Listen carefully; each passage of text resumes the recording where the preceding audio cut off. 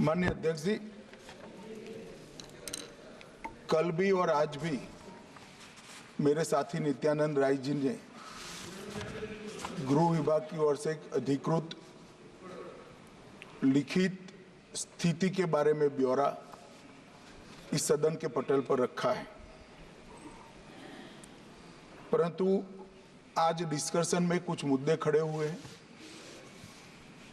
उसका मेरे पास जो सूचनाएं हैं, इंफॉर्मेशन है, वो सदन को और सदन के माध्यम से पूरे देश को साझा करने के लिए मैं आपकी अनुमति से खड़ा हुआ हूँ। मान्यवर, सबसे पहले तो मैं ये दुखद आपदा में जिन जिन लोगों ने अपने स्वजन गंवाए हैं, जो लोग अभी लापता है, जबरदस्त ट्रॉमा में जी रहे हैं और जो इंजर्ड हुए हैं, वो सभी के प्रति मैं हृदय से मेरी संवेदना व्यक्त करना चाहता हूं।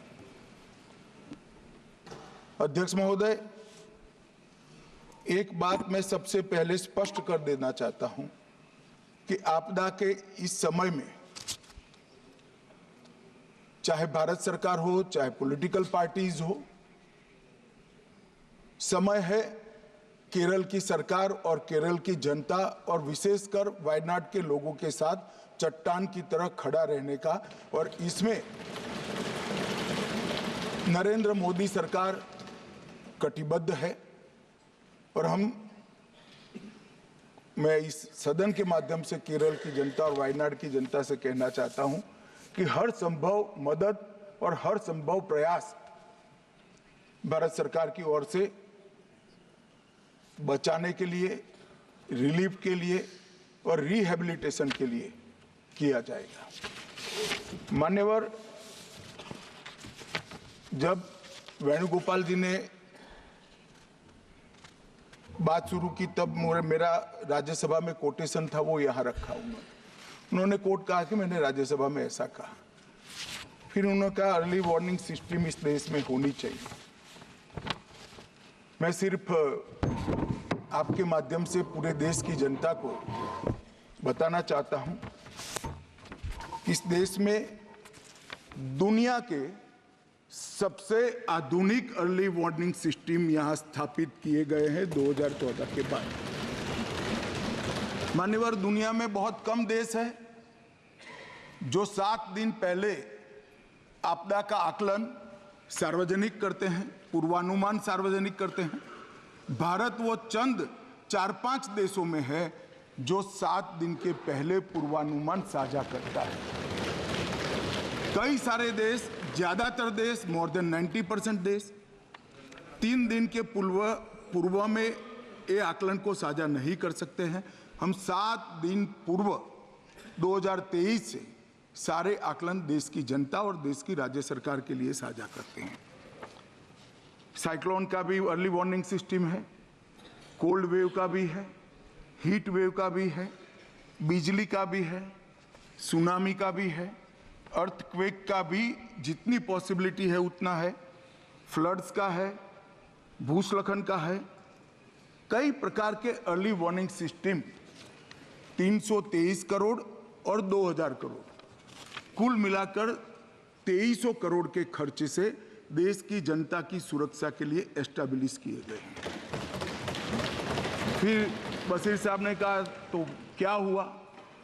मान्यवर, जब तक हम डिजास्टर मैनेजमेंट का सवाल है और लोगों को बचाने का सवाल है, मैं कह सकता हूं 2014 के पहले इस देश में आपदा का रिस्पॉन्स करने का एक ही तरीका था, एक ही डायमेंशन था, वो बचाव का, मतलब रिलीफ एंड रिहैबिलिटेशन।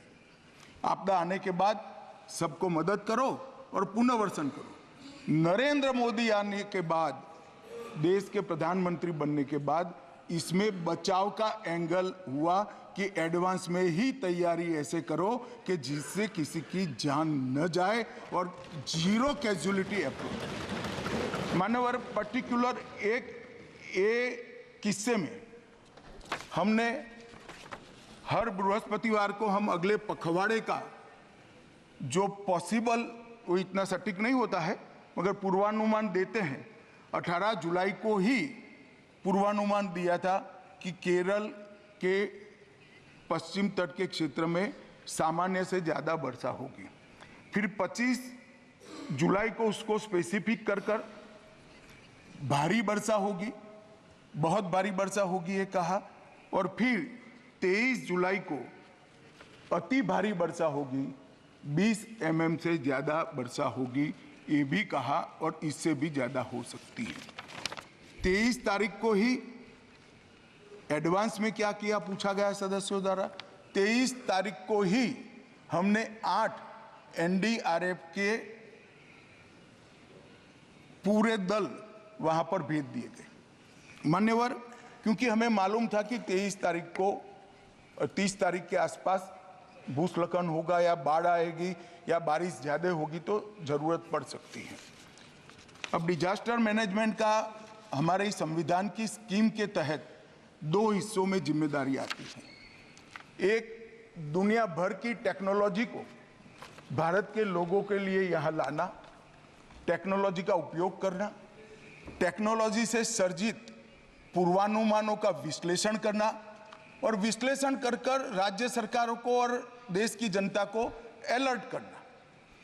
दूसरा, ये फेडरल स्ट्रक्चर है, राज्य की जिम्मेदारी है कि केंद्र सरकार जो सूचनाएं भेजता है इसके अनुरूप लोगों को समय से पहले ही, आपदा आने के पहले ही वहां से हटाना, उनको सुरक्षित जगह पे ले जाना।